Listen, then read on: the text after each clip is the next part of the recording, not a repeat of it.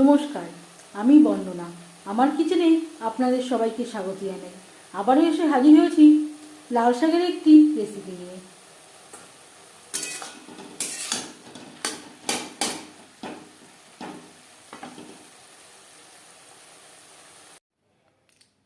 খুব সাধারণ একটা রেসিপি, গরম ভাতের সাথে এর স্বাদ অসাধারণ।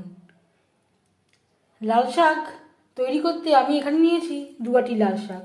লাল শাকের আমি গোড়ার অংশটা বাদ দিয়ে দিয়েছি, নরম অংশটা আমি রেখে দিয়েছি আর পরিষ্কার করে ধুয়ে নিয়েছি। সবার প্রথমে আমি কুচি করে কেটে নেব। আমি রান্নাটা করব রিফাইন্ড অয়েলে, আপনারা চাইলে সরষের তেলেও করতে পারেন। 3 চামচ রিফাইন্ড অয়েল গরম করে নেওয়ার পর দিয়ে দেবো পেঁয়াজ কুচি, চেরা কাঁচা লঙ্কা।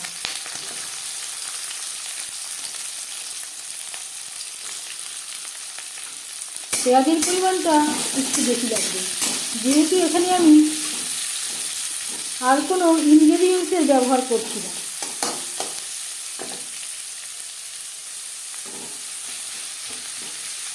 পেঁয়াজ লালচে করে ভেজে নেব।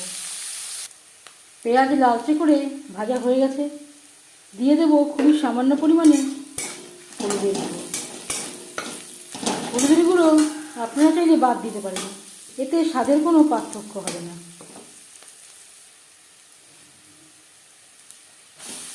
দিয়ে দেবো লাল শাক। লাল শাক আমি কুচি করে কেটে নিয়েছি।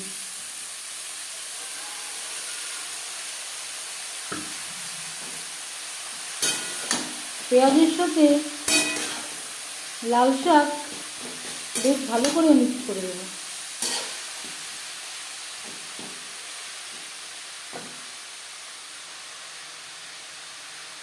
আর লাগছে স্বাদ মতো লবণ।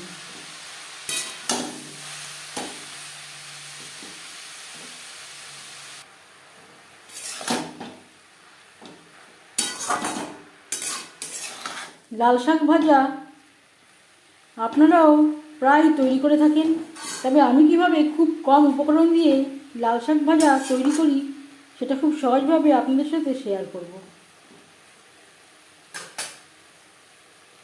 4-5 মিনিট নাড়াচাড়া করে নেওয়ার পর গ্যাসের ফ্লেমটাকে লোতে করে দেব, এইভাবে ঢেকে দেব।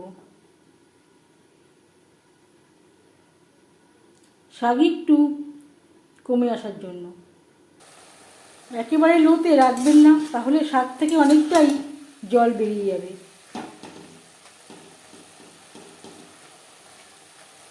লো টু মিডিয়াম ফ্লেমে রান্না করে নেওয়ার পর এবার যাচ্ছি ফাইনাল স্টেপে। শাক থেকে যেই জলটা বেরিয়েছে ফ্লেমটাকে হাইতে করে দেব, জলটা শুকিয়ে নেব।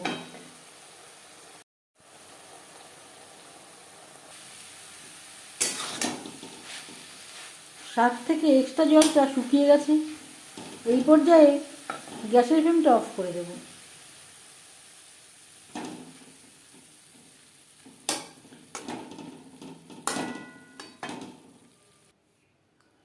ঢেকে আর স্ট্যান্ডিং টাইমে রাখার প্রয়োজন নেই, ঢেকে রাখলে আবারও শাক থেকে জল বেরিয়ে যাওয়ার সম্ভাবনা থাকতে পারে।